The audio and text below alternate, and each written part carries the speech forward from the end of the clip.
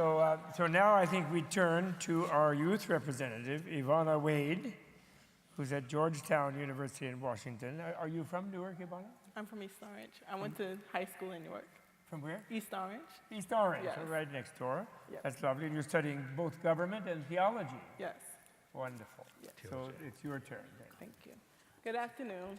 It's a pleasure to participate in this panel amongst so many people passionate about bringing peace to our world, and more specifically to Newark.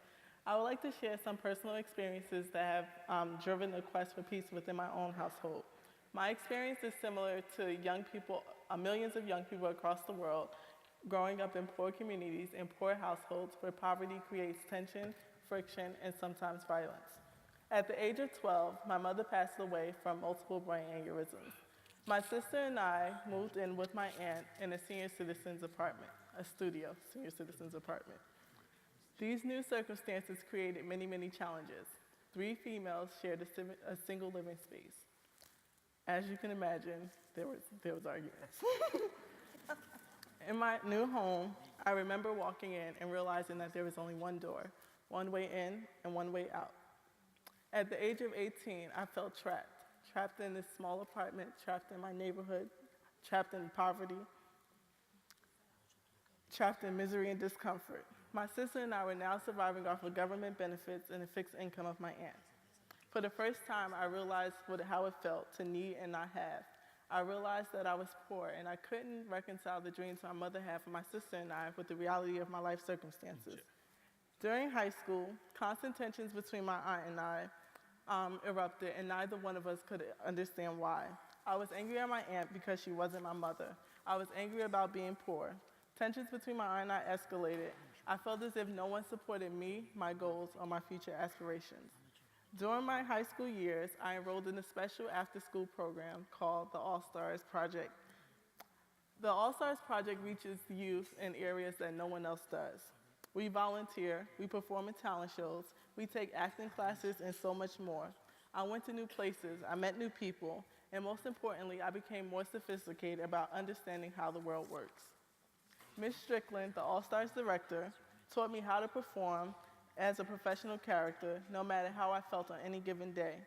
I dressed in suits and low-heel pumps, shaking many hands and engaging in many professional conversations. I began to discover how to be different in a world that emerged in different facets. I've developed new ways of looking at things and created new relationships that will last a lifetime. What was most important was that everyone I met reinforced my aspirations and dreams and made me confident that they were possible. I began to see how I could achieve the success I dreamed of. The All-Stars leadership experience helped me grow and develop.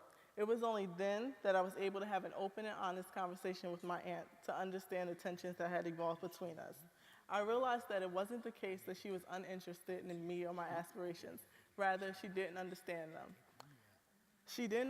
I'm a first-generation college student, and my discussions of applying to college were unfamiliar to her, and she couldn't explain this to me.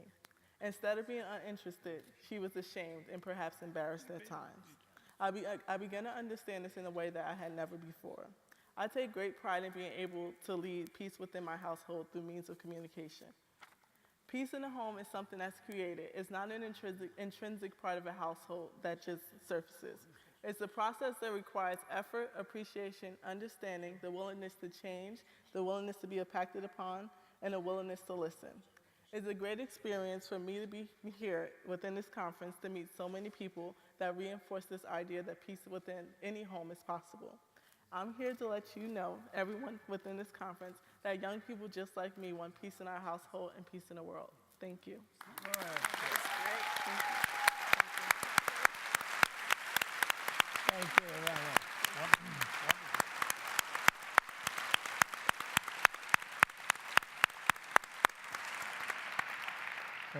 Thank you so much, Yvonna. Does anyone have any comment or question, Your Holiness? Or anyone in the panel? Yes, Nancy? You seem to illustrate so nicely Laureate Williams' point about peace as action and taking the persistent effort forward, because it's never just one step. And so your comments really flesh that out. That's really nice. Thank you very much. Thank Okay, now we go to Nancy Black, Colonel Nancy Black from the U.S. Army, child psychiatrist for many broken military families, has to deal with that on the front lines. Well, Although she's here in civilian dress, she's a colonel, is it right? yes, In the yes, Army, that's yeah. correct. But I'm here as one person today. I'm not an official representative of the Army or Walter Reed, where I work, or even my department or service. But those are all the contexts in which I do what I hope to tell you about. So greetings to Your Holiness, our two laureates, Ebadi and Williams, the translators. Thank you, Bob, and to the panel. As a child and adolescent psychiatrist and an adult psychiatrist, in charge of a training program to also train other psychiatrists in our skills. I do go to work every day at Walter Reed Army Medical Center in Washington, D.C. I do hold the rank of colonel in the Army. But my job in both settings, my profession and where I go to work, is to take care of families and to take care of soldiers. So I already said I'm not an official representative. It's important that I say that. These are my words. But each of the functions that I have contribute to peace in the home, and really our mandate is to promote nonviolent problem solving. It doesn't help anyone to be in a home where other matters are at work. Our professional mandate in psychiatry is to promote health and to look always at the environment, and particularly for a child who is not their own agent. We have to take into account the environment in which they live and the relationships that they are closest to. So I use family as metaphor because many people care for children most intimately in their homes. Often it's the mother, but not exclusively. And we are fortunate in the service, we get to see many fathers come in who are also caretaking. So it's quite a privilege in that way. Resonating with this morning, with Laureate Ebadi's comments about focus on children and His Holiness's comments about trust, that is really our fundamental job in promoting health to help a child become more stable and confident inside their life and their most basic relationships. This builds trust, it builds that inner stability, which contributes to the home and then outwardly in the world, as the rest of the conference will participate in. As a program director, I train other psychiatrists, and we also take the work that we do professionally to our meetings, and we've had the privilege to present on the effects of war and on children, both our own children of soldiers, but with some of our Iraqi colleagues. And I've also helped bring to some of our meetings the effects of children who have been conscripted as soldiers in many countries around the world. In training our junior psychiatrists, I'm also their military mentor. We have many systems that we can utilize and draw upon in our system that promote structure and stability in the home. We have internal systems to respond clinically to family violence, neglect, and abuse. We have internal systems that work with the educational system and resonate.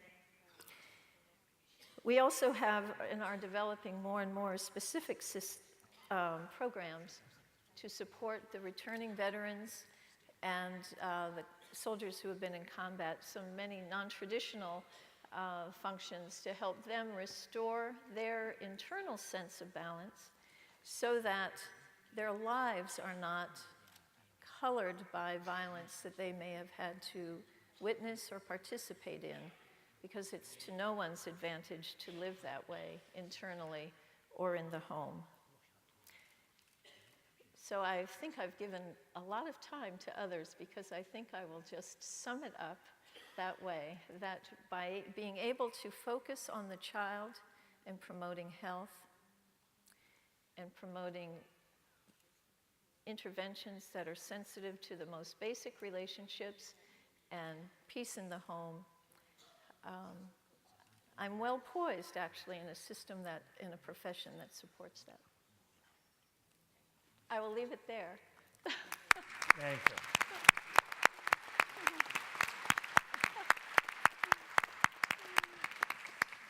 Any comment? Dr. Ebadi, do you have any comment? Or Your Holiness? Jody? Anyone in the panel? You have nothing to say? I'm thinking. All right. I wonder, just if I could intrude as chair briefly, do people who are trained as soldiers and come back from duty overseas where they have been fighting and killing and defending themselves, is it very difficult, and are there special counseling services to return to a more gentle way of being with their family? Is this a serious counseling problem? And as a child psychiatrist, do you have to get into that with a parent, whichever one, father or mother nowadays, who comes back from the battlefield? So the first part, there is certainly full awareness at all levels in the service of the potential effect on soldiers, airmen, sailors, as they enter a combat zone and depart. At every stage, from pre-deployment, as we call it, to post-deployment, there is some screening, more anonymous, but there are services available. If they require services while in theater, they are available. But on return, again, there is surveillance to help those that appear to be struggling receive care. And some of the highest of the hierarchy, for want of a better word, chain of command is the word I should use, have acknowledged within the system that they themselves have received care, to present it as health, not weakness, and strength. So those services are available. People are not ordered to use them. Families have the services available as extensively as we can make possible. Again, where we can, we outreach to them because we do not want to turn it into a pathology. A psychiatrist is most associated with discovering illness, but we are really trying to promote health. And so we try to reach out to families to help them normalize what was a very strenuous experience. Does that help answer your two-part question? Bob? Does that answer what you're asking me? Yes. Yeah, okay. Thank All you. right. Thank you. Well, then we'll go on then to David Kerr, who is a long-term experience with Integrity House, helping people, young people and older people as well, I think, dealing with addiction. And so, David Kerr. Thank you. It's my pleasure, His Holiness, to present on the same panel you and all the other prestigious panelists. In the 60s in Newark, there was a lot of turbulence. The riots occurred, 26 dead, and the riots were felt throughout the country in Detroit, Watts, Newark, and other cities. And out of that cauldron of violence, which we've been talking about, came a sense of peace, a sense of rebuilding. And Newark, since that time, and our good mayor, Cory Booker, has taken the baton. Since that time, Newark has rebuilt, and Newark has become a prominent, industrious city, never forgetting the people who live there. So in 1968, after 3 years of working as a state parole officer, supervising ex-cons who mainly were drug addicts, I quit my job as parole, and I lived with 10 drug addicts in Newark, which was not a popular idea for a guy of my color. And however, I had known these guys for a while, and so we lived together for a year, and that was the beginning of Integrity, which really wasn't a planned program. So Integrity House was founded based on the needs of literally thousands of heroin addicts, and at the same time, in the 60s, there was returnees from the war, and they were coming back addicted to heroin. So that added to our situation in the 60s, where there was turbulence, there was violence, there was upheaval, and the amount of the victims and the carnage of the spreading addiction needed some help at that time. And it was fortunate that the federal government recognized that as well. So in 1968, in any event, after living with addicts for a year, I founded what's now called Integrity House. Basically, in short, our concept, His Holiness, and we were talking about family, the concept is family.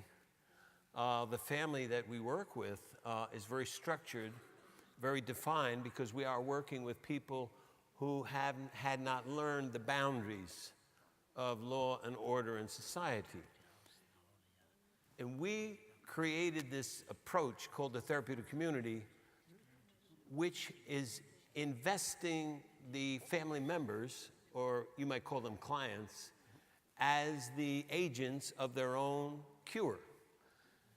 I didn't know anything at the time, and still don't know too much. But at the same time, I said, well, you know, because you've been through it, what would help you? So I asked the guys I was living, what would help you? And they gave a pretty stark picture. They told me I had to be stern, I had to be firm, I had to be caring, and I had to let them make decisions.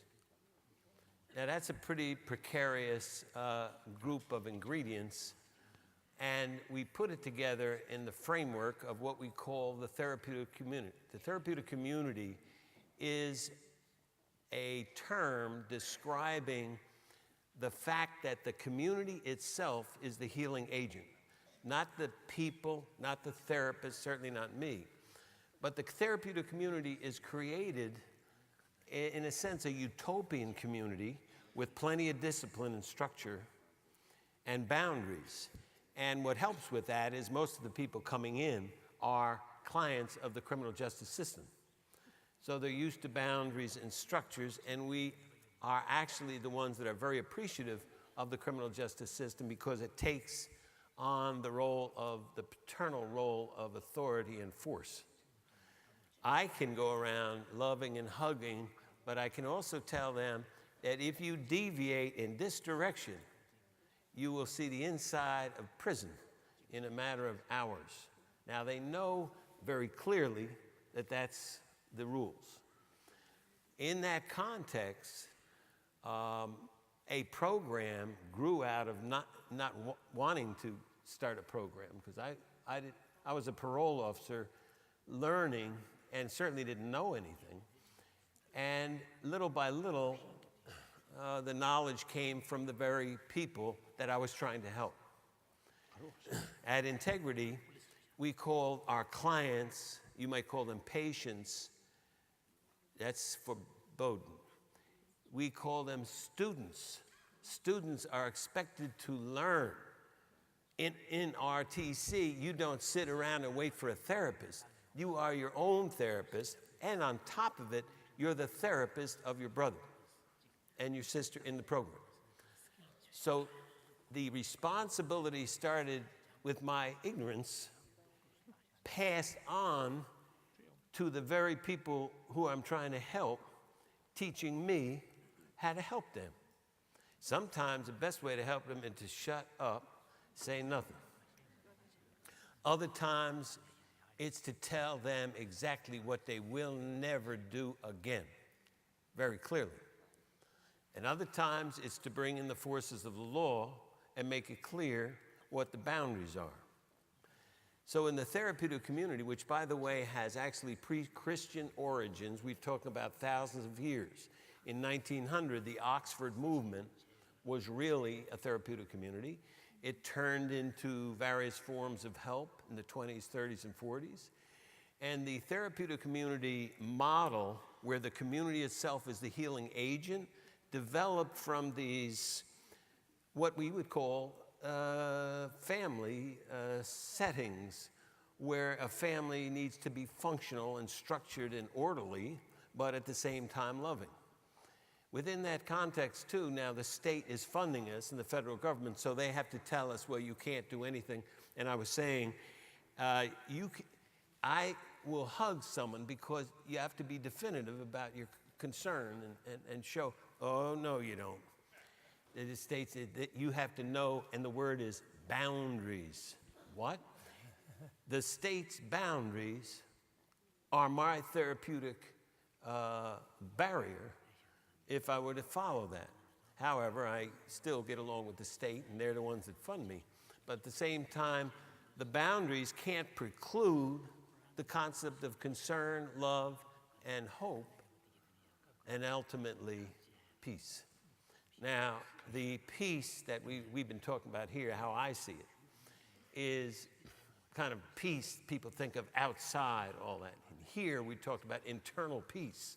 So in integrity, we basically we've created a community that, in a sense, coaches each other into an orderly community of support and reinforcement with boundaries and so on. And it is not, the trick of the therapeutic community is not to be done in a hierarchy where it's top down. In the therapeutic community, if someone says, I don't like the food today, that's a beautiful opportunity to call a meeting of the house and to say, what is wrong with the food? And then you get all the griping and all that stuff there. And then I will point out, let's see the emaciated, poor people we have here who have nothing to eat because they don't like the food. And if you took a scale out at that time, you would see a whole lot of people needing a little exercise and less food. The point I'm trying to make is, in the therapeutic community, we take the reality of the present and we use it as a learning tool. We don't hold back in the books of the doctrine of counseling. We go right at them with how they look. And one of the times, His Holiness, we had a meeting of the gang leaders. We call them in Newark gang bangers. 30 seconds. We had them walk by, come into a meeting, and approach us in a way that was threatening. By the time at the end of the meeting, they had gotten the picture that they got to be part of the solution. Thank you. Thank you.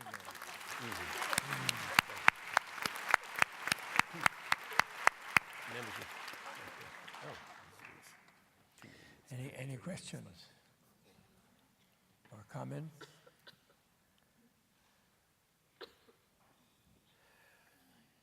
If not, we can hold then and go on to Marian Schreck, Marian Schreck from the Newark Renaissance House, who works in a similar field, has a community of over 200 people, both adults and kids, and works with various approaches. And she asked me to go after David because she's a close colleague of David's, and she said they know how to finish each other's sentences. So I thought it would be wonderful if you could go ahead, Marian. I'd like to begin by thanking everyone for being here today and for allowing us the opportunity to have such an awesome event here in the city of Newark. Like others, I come from the city of Newark, and it's such a beautiful gift for us to see what is happening in our city today. And like David, I too run a therapeutic community, although ours is services specifically for adolescents and women with their children. We work very hard to help people learn how to have peaceful homes. Our people don't come from peace. Recovery, drug addiction, is in and of itself the antithesis of peace. And it isn't until the recovery process starts that we're able to begin to move towards inner peace. And we can't have healing and hope until we move into recovery. And it would be nice to think that we stop drinking and we stop drugging, and we then develop inner peace. Well, I can tell you that as a recovering person myself, that isn't true. It takes work. I heard you refer a number of times today to the action of peace, and it really does require action. We have to work at becoming the new people that David talked about. We enter into treatment with baggage, and we have to grow and change. So I've been at Renaissance House for 25 years. I'm a little bit younger than David, which is why I always go after him. He's the authority, and he and the founder of Newark Renaissance House, Wiley Griffin, were close personal friends, and there were many years when I wasn't sure which of them I worked for. And so we specialize in these services to what are really disenfranchised populations, adolescents and women with their children. Our adolescents usually come from families of origin that were not centered in peace. We heard this morning that peace needs to be created in children during their formative years. And addiction within families doesn't allow for peace to be instilled. And without peace, as we've heard, our youth turn to violence and drugs, and the cycle is repeated. Our women's program focuses on women with their children. Our moms come into treatment, they're either pregnant or newly postpartum, or as in the case of a woman that entered our program this morning, she was 8 months pregnant and was having contractions 3 minutes apart on admission. So she's going to do the whole full spectrum of pregnant to postpartum all in one day today. Some of our moms come in with their children. Some of them, their children are in the Child Protective Services. Here in New Jersey, that's known as the Division of Youth and Family Services. And they come in so that they can regain custody of their children. And that's a real change in women's services from the old days of treatment, where women came into treatment alone, participated, progressed, even within the therapeutic community where they stayed anywhere from 18 months to 2 years, they did that on their own. And then on the day that they were going to complete treatment and move out into the world, the Child Protective Services would show up and reunite them instantaneously with 2, 3, 4 children that they hadn't seen for any number of years, and expect them now, just because they were clean and sober, to know how to parent. And so within the therapeutic communities, we really knew what a damaging thing that was to do to a woman.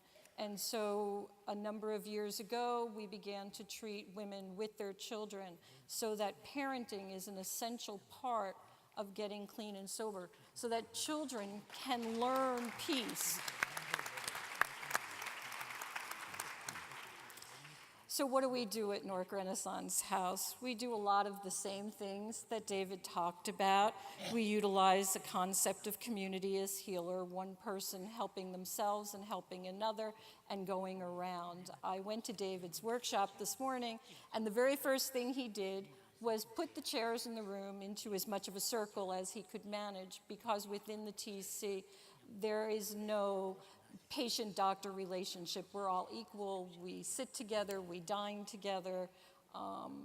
We are family. And so that concept of peace within the family, within the therapeutic community, is a very strong, strong sense. We also utilize a 12-step approach, which comes from the Oxford movement. And our people go to Alcoholics Anonymous and to Narcotics Anonymous, and those programs in and of themselves encourage inner peace through prayer and through meditation, and a relationship with a power greater than oneself, a God of one's own understanding. Within the context of the TC, we don't tell anyone what to believe in, but allow people to develop a relationship with a power that's greater than themselves, a power that can help them, and they can define that power for themselves. We believe that everyone, no matter their past history, has the ability to experience a personal rebirth of one's potential for success.